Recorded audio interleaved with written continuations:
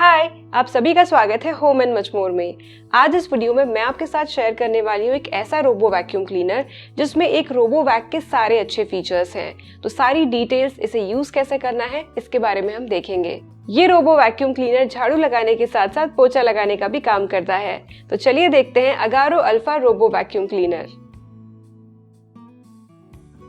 Agaro Alpha robot vacuum cleaner आता है एक पावरफुल ब्रशलेस मोटर के साथ। ये करता है 2-in-1 क्लीनिंग यानी vacuum as well as mop, और इसका है 3000 PA का स्ट्रॉन्ग सक्शन। इस रोबो वैक्यूम क्लीनर के साथ आपको ये सारी चीजें मिलेंगी। चलिए एक एक करके इन्हें देखते हैं। सबसे पहले है ये मेन यूनिट। ये है इसका वाईफाई इंडिकेटर, पावर बटन और साथ में दिया गया है होम बटन। ऊपर का जो ये हिस्सा देख रहे हैं ये है इसका लेजर रेडार। सामने की तरफ दिया गया है बम्पर। वैसे तो ये रोबो किसी चीज से टकराता नहीं है, पर अगर टच भी हो जाए तो ये बम्पर शॉक एब्सॉर्ब करने का काम करता है।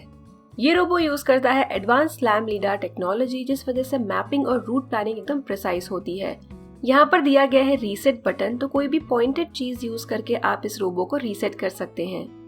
यह है इसका 2-in-1 dust and water tank. इसके ऊपर कुछ इंस्ट्रक्शंस दिए गए हैं जिनमें बताया गया है कि इसे कैसे खाली करना है, कैसे साफ करना है।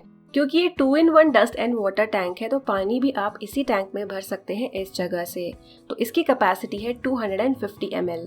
टैंक के इस हिस्से में जमा होगा कचरा और धूल मिट्टी। इसकी कैपेसिटी है 240 ml। यहाँ पर दिए गए हैं फिल्टर्स। तो सबसे ऊपर वाला है इसका प्राइमरी फिल्टर। इसे निकालेंगे तो अंदर आपको दिखेगा हेपा फिल्टर और स्पंज फिल्टर। साथ ही में आपको मिलेगा ये मॉप बोर्ड जिस पर लगा हुआ है मॉप क्लॉथ। तो मॉप बोर्ड पर मॉप क्लॉथ वेलक्रो से लगा हुआ है, इसे खींचकर आप निकाल सकते हैं। इस मॉप क्लॉथ को निकालने के बाद आप क्लीन कर सकते हैं, धो सकते हैं और वापस यूज कर सकते हैं। तो इस तरह का एक और मॉप क्लॉथ आपको इस रोबो वैक्यूम क्लीनर के साथ मिलेगा।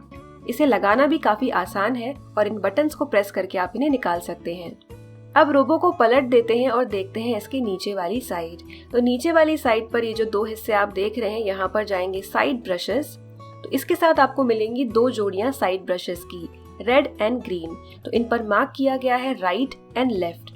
ऐसे 2 सेट आपको इस रोबो के साथ मिलेंगे।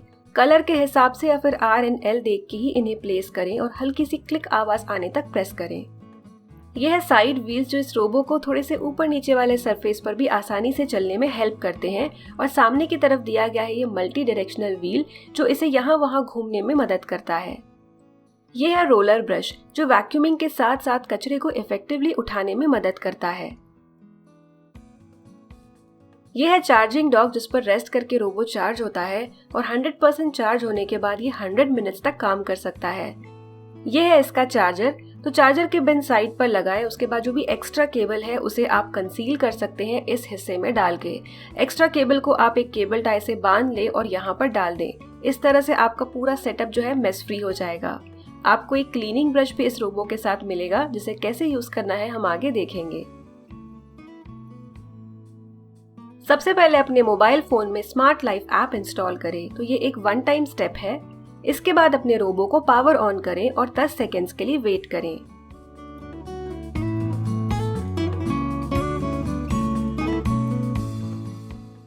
फिर पावर और होम दोनों को एक साथ दबाएं। वाईफाई का इंडिकेटर ब्लिंक होना स्टार्ट हो जाएगा। ये रोबो 2.4 गीगाहर्ट्ज के वाईफाई पर ही चलेगा या फिर मोबाइल के हॉटस्पॉट पर। इतना करने के बाद अपने फोन पर स्मार्ट लाइफ ऐप ओपन करें और ऑटोमेटिकली ये जो रोबो है आपको सामने दिख जाएगा। उसे ऐड करें, वाईफाई नेटवर्क से कनेक्ट करें और बस डन पर क्लिक करें। यहाँ पर इस रोबो वैक का मोबाइल ऐप पर 1 टाइम कॉन्फ़िगरेशन कंप्लीट हो गया है। सबसे पहले मोबाइल ऐप पर दिए गए स्मार्ट बटन पर क्लिक करें। रोबो अपनी सफाई शुरू कर देगा। इस सफाई के साथ साथ ही फ्लोर का मैप भी बनेगा और ये मैप बनते हुए आपको ऐप पर नजर आएगा। आपको अलग से इसमें कुछ करने की जरूरत नहीं है, बस रोबो को बीच में आप बंद ना करें। इसमें अगर आप मोबाइल ऐप पर साथ में देखेंगे तो आपको मैप बनता हुआ नजर आएगा। अगर आपके घर में अलग अलग फ्लोर्स हैं तो हर फ्लोर पर आपको ऐसा एक मैप बनाना पड़ेगा।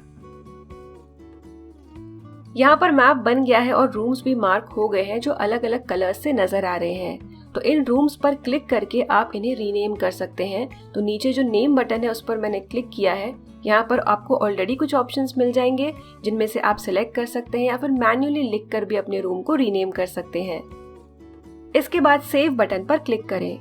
अगर आप स्प्लिट फंक्शन पर क्लिक करेंगे तो जहां आपको रूम को स्प्लिट करना है वहां क्लिक करने के बाद ये लाइन आपको नजर आएगी और इससे आप अपने कमरे को 2 हिस्सों में या जितने हिस्सों में चाहें डिवाइड कर सकते हैं। जैसे यहाँ पर मैंने बेडरूम में से जो कॉरिडोर का हिस्सा है वो स्प्लिट किया है और डाइनिंग स्पेस से भी मैंने उस हिस्से को स्प्लिट कर दिया है। नेक्स्ट मैं क्लिक कर रही हूँ मर्ज बटन पर। मर्ज पर क्लिक करने के बाद उन 2 कमरों को या सेक्शंस को सिलेक्ट करें जिन्हें आपको एक करना है। तो आप स्प्लिट भी कर सकते हैं और मर्ज भी कर सकते हैं। नेक्स्ट देखते हैं कस्टम फंक्शन। कस्टम पर क्लिक करने के बाद एक रूम सिलेक्ट करें। अब हर रूम के हिसाब से आप ये सेटिंग्स चेंज कर सकते हैं, जैसे कि फैन की speed, energy saving, standard, strong, super. उसके बाद वाटर का लेवल लो, मिडिल, हाई, या फिर आप क्लोज भी कर सकते हैं पानी के लेवल को, यानी सिर्फ इसमें वैक्यूमिंग होगी। एंड कितनी बार आपको झाड़ू पोछा चाहिए। इसी तरह से बाकी के रूम्स पर 1 बाय 1 क्लिक करके आप इन सेटिंग्स को सिलेक्ट कर सकते हैं। नेक्स्ट है फॉरबिडन एडिट या नो क्लीनिंग जोन। तो इस पर क्लिक करें और जहां पर आपको झाड़ू नहीं चाहिए या फिर झाड़ू और पोछा नहीं चाहिए उस पर क्लिक करके आपको ये बॉक्स मिल जाएगा। इस बॉक्स को जिस हिस्से में आप एक्सपांड करेंगे वहां पर रोबो सफाई नहीं करेगा। तो यहाँ पर मैं अपने जो घर के टेरेस है और बाथरूम के सेक्शंस हैं वो सिलेक्ट कर रही हूँ। अब इतना करने के बाद सेटिंग्स पर जाकर रूम मैनेज पर जाएं और यहाँ पर सेव बटन दबा दें। यहाँ पर आपका मैप सेव हो गया। ये सारी चीजें आपको हर बार अब करने की जरूरत नहीं है। मैप को भी आप एक नाम दे सकते हैं और फ्लोर के हिसाब से मल्टीपल मैप्स बना सकते हैं। जिस मैप को आप यूज करना चाहते हैं उसके लिए आप यूज मैप करें। यहाँ पर एक ही मैप है फिलहाल। अब इसके बाद सेटिंग्स के सारे फंक्शंस देख लेते हैं। सबसे पहला है मैनुअल। तो इन एरोज पर क्लिक करके आप मैन्युअली रोबो को चला सकते हैं। अगला है रूम मैनेज। तो यहाँ पर आप मैप को सेव कर सकते हैं, डिलीट कर सकते हैं। लुकिंग फॉर मशीन्स पर क्लिक करके आप अपने रोबो को लोकेट कर सकते हैं। I am here. टाइमर पर क्लिक करके आप क्लीनिंग को एडवांस में स्केड्यूल कर सकते हैं और मल्टीपल स्केड्यूल्स बना सकते हैं। एक स्केड्यूल में आप टाइम सिलेक्ट कर सकते हैं, हफ्ते के दिनों को सिलेक्ट कर सकते हैं। स्वीप का काउंट आप सिलेक्ट कर सकते हैं। इसके बाद क्लीनिंग पोजीशन, यानी आपको जो स्केड्यूल करना है पूरे घर के लिए करना है या कुछ कमरों के लिए करना है। नेक्स्ट है सक्शन। तो यहाँ पर आपको eco, standard, strong and super strong 4 suction modes मिल जाते हैं। फिर है वाटर क्वांटिटी। तो लो, मिडिल, हाई आप ये वाटर क्वांटिटी सिलेक्ट कर सकते हैं और आप चाहें तो वाटर को बंद कर सकते हैं, यानी केवल वैक्यूमिंग होगी, मॉपिंग नहीं होगी। सफाई के बीच अगर रोबो की बैटरी लो हो जाती है और वो चार्जिंग डॉक पर चला जाता है तो चार्ज होने के बाद फिर से वो अपना काम रिज्यूम करे, उसके लिए है ये ऑप्शन। और नेक्स्ट है ये कस्टमाइज मोड। नेक्स्ट है वॉइस एंड वॉल्यूम। तो जो रोबो की आवाज आती है उसकी इंटेंसिटी आप कम ज्यादा कर सकते हैं। रिकॉर्ड वाले ऑप्शन में आपको जितनी भी क्लीनिंग हुई है उसके सारे रिकॉर्ड्स नजर आ जाएंगे। वाटर टैंक, रोलर ब्रश और साइड ब्रशेस जो है एक टाइम के बाद बदलने पड़ते हैं, तो उनकी क्या लाइफ अभी यूज हो गई है, कितनी बची हुई है, वो सारी डिटेल्स आपको यहाँ पर नजर आ जाएंगी। स्विच डिस्टर्ब पर क्लिक करके अगर आपको ये डू नॉट डिस्टर्ब वाला मोड ऑन करना है वो आप कर सकते हैं। इसे भी आप एक टाइम के लिए सेट कर सकते हैं। नेक्स्ट है क्लीनिंग मोड्स। तो 3 तरह के आपको मोड्स मिल जाएंगे। क्विक क्लीनिंग जहाँ पे रोबो एस शेप की सफाई करेगा, वाई शेप क्लीनिंग जहाँ पे वाई शेप का उसका पैटर्न होगा, और एजेस में केवल जो एजेस है दीवार की वहां पर सफाई होगी। तो डेमो में हम ये देखेंगे। डिवाइस की इन्फॉर्मेशन आपको यहाँ मिल जाएगी और उसके बाद है मॉप स्टेट। तो मॉप लगा हुआ है तो इंस्टॉल दिखेगा। वर्क मोड में आपको मिलेंगे 3 ऑप्शंस, स्वीप एंड मॉप यानी झाड़ू और पोछा। नेक्स्ट है स्वीप यानी केवल झाड़ू, और तीसरा ऑप्शन है मॉप यानी केवल पोछा। तो आप इंडिविजुअली या फिर एक कॉम्बिनेशन सिलेक्ट कर सकते हैं। अब देखते हैं पिन एंड गो। इस पर क्लिक करने के बाद मैप पर जहां पर भी आप क्लिक करेंगे वहां पर आपको एक पिन नजर आएगी और रोबोट डायरेक्टली वहां पर जाकर ही सफाई करेगा। अगर आपको कोई एक रूम ही सिलेक्ट करना है तो सिलेक्ट रूम से आप वो रूम सिलेक्ट करें और रोबो वहां पर ही सफाई करेगा। अगर आपको एक छोटा सा हिस्सा सिलेक्ट करना है तो जोन पर क्लिक करें। इसके बाद आप स्वीप काउंट सिलेक्ट कर सकते हैं और स्वीप एरिया में एक डब्बा ड्रॉ कर दें। तो जहां आप ये बॉक्स ड्रॉ करेंगे रोबो केवल वहीं पर सफाई करेगा। अब देखते हैं डेमो। तो वाटर टैंक में मैं पानी भर रही हूँ। एक बार आपने मैप बना दिया, उसके बाद जो आपको मैप पर सेटिंग सिलेक्ट करके रखनी है वो कर दी, तो हर दिन आपको मैप वाली चीजें करने की जरूरत नहीं है। तो बस 2-in-1 dust and water tank को इंस्टॉल करें और इसके बाद स्मार्ट बटन पर क्लिक करें। जो भी आपने बाय डिफॉल्ट मैप सिलेक्ट किया हुआ है उसके हिसाब से रोबो सफाई करेगा। क्लीनिंग का मोड जो आपने सिलेक्ट किया हुआ है रोबो उस हिसाब से सफाई करेगा। जैसे यहाँ पर सिलेक्ट किया हुआ है वाई शेप्ड क्लीनिंग मोड, तो ये जो आप देख रहे हैं रोबो राइट में और लेफ्ट में हो रहा है, ये है वाई शेप्ड क्लीनिंग। इसके बाद अगर आपको क्विक क्लीनिंग करनी है तो रोबो एस शेप्ड पैटर्न में यानी आगे जाएगा और फिर घूमेगा, इस तरह से सफाई करेगा। थोड़ी बहुत धूल मिट्टी हो या फिर जमीन पर गिरा हुआ कचरा, ये रोबो बहुत अच्छे से वैक्यूम क्लीनिंग कर देता है। ह्यूमन हेयर हो या पेट हेयर, दोनों ये काफी अच्छे से क्लीन कर लेता है। साइड ब्रशेस की मदद से ये दीवार के कोने कोने से कचरा और धूल मिट्टी उठाकर साफ कर देता है।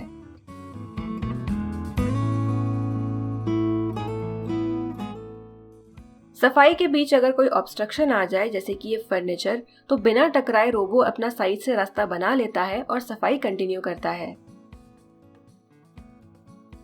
यहाँ पर मैंने एक जोन सिलेक्ट किया हुआ है, तो ये मेरे डाइनिंग टेबल के सामने वाला हिस्सा है, तो रोबो केवल यहाँ पर ही सफाई कर रहा है। तो जरूरी नहीं है कि आपको रोबो पूरे घर भर में चलाना हो। अपनी रिक्वायरमेंट के हिसाब से अगर आपको इसे किसी छोटे हिस्से में भेजना है या फिर एक कमरे में भेजना है तो आप ऑप्शन सिलेक्ट कर सकते हैं। तो आपको मैप पर भी नजर आ रहा होगा कि केवल इस हिस्से में ये क्विक क्लीनिंग मोड यानी जो एस शेप क्लीनिंग मोड है उससे सफाई कर रहा है। सफाई के बाद ये वापस से अपने डॉक पर चला जाएगा। इसके अलावा अगर रोबो की बैटरी लो हो जाए या फिर आप ऐप पर से डॉक वाले ऑप्शन पर क्लिक करें तो ये अपने आप डॉक पर जाकर रेस्ट करेगा और चार्जिंग शुरू हो जाएगी। ये रोबो काफी एफिशिएंटली फर्नीचर के नीचे जाकर भी सफाई कर देता है। इसे आप कारपेट की वैक्यूमिंग के लिए भी यूज कर सकते हैं। इस समय पर आप वाटर का लेवल क्लोज रखें ताकि केवल वैक्यूमिंग हो। एक बार जो आपने क्लीनिंग स्टार्ट कर दी तो आपको ध्यान रखने की जरूरत नहीं है, अपने आप रोबो एक कमरे से दूसरे कमरे में जाकर सफाई करेगा। फ्लोर पर अगर पानी गिरा हुआ है या फिर जूस गिरा हुआ है तो उसे भी ये रोबो काफी एफिशिएंटली साफ कर देता है।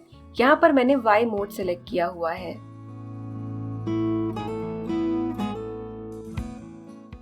ये देखिए दाग काफी अच्छे से साफ हो गया। आप रोबो को एवरी मॉर्निंग के लिए स्केड्यूल कर सकते हैं या फिर अपनी एब्सेंस में अगर आप चाह रहे हैं कि घर में रोबो सफाई कर दे तो टाइमर वाले ऑप्शन पे जाके आप स्केड्यूल को सेट कर दें। उसके बाद पूरा घर या फिर घर का एक हिस्सा आप सिलेक्ट कर सकते हैं और स्केड्यूल के हिसाब से अपने आप रोबो निकल कर अपनी सफाई का काम शुरू कर देगा। अगर आपके घर में सीढ़ियां हैं या फिर लेवल का डिफरेंस है, अलग अलग फ्लोर्स है, किसी भी केस में जहां पर रोबो गिर सकता है तो रोबो गिरेगा नहीं। इसका रीजन है इसमें प्रेजेंट एंटी ड्रॉप या क्लिफ सेंसर्स। रोबो को साफ करना बहुत आसान है, तो सबसे पहले इसका टैंक निकालें और मॉप पैड को अलग कर दें। मॉप पैड को आप डिटर्जेंट से धो सकते हैं, धोकर अच्छे से सुखाएं और वापस से फिर मॉप बोर्ड पर लगाएं। नेक्स्ट देखते हैं इसका डस्ट टैंक। तो डस्ट टैंक में काफी कचरा भर गया है। इस कचरे को आप सीधे अपने डस्टबिन में खाली कर दें। नेक्स्ट हम निकालेंगे इसके फिल्टर्स। तो तीनों फिल्टर्स को आप बाहर निकाल लें।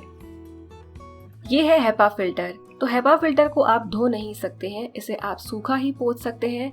इसके साथ आया हुआ क्लीनिंग ब्रश काफी अच्छे से हेपा फिल्टर की छोटी स्पेसेस से भी कचरा निकाल देता है। प्री फिल्टर और स्पंज को आप धो सकते हैं, पर ध्यान रहे कि पूरी तरह से सुखाने के बाद ही इन्हें वापस यूज करें। डस्ट टैंक को भी अंदर से आप एक सूखे कपड़े से और फिर गीले कपड़े से पोंछ सकते हैं, पर पूरी तरह से ड्राई करने के बाद ही यूज करें। हर यूज के बाद डस्ट टैंक को ऐसे साफ करने की जरूरत नहीं है, पर जब आप साफ कर रहे हैं तो सारी चीजों को ड्राई करें और वापस से अपनी जगह पर लगाकर नेक्स्ट यूज के लिए रेडी करें। वाटर टैंक को आप खाली करना चाहें तो खाली कर सकते हैं या फिर नेक्स्ट यूज के लिए रिफिल कर दें। अब देखते हैं रोबो का बेस। तो सबसे पहले आप रोलर ब्रश को बाहर निकाल दें। जो बाकी रोबो की बॉडी है इसे आप एक सूखे कपड़े से साफ कर सकते हैं। बीच बीच में आप एक गीले कपड़े से भी इसे पोंछ सकते हैं। रोलर ब्रश में आपको धागे या फिर बाल अटके हुए नजर आएंगे, जो इस क्लीनिंग ब्रश पर दी गई ब्लेड से आप कट करके निकाल सकते हैं। तो ये रोलर ब्रश भी आप 2 से 3 दिन में एक बार भी साफ कर सकते हैं। ऊपर की जो कैप है इसे भी आप धो सकते हैं या फिर इस ब्रश से साफ करके वापस से लगा सकते हैं।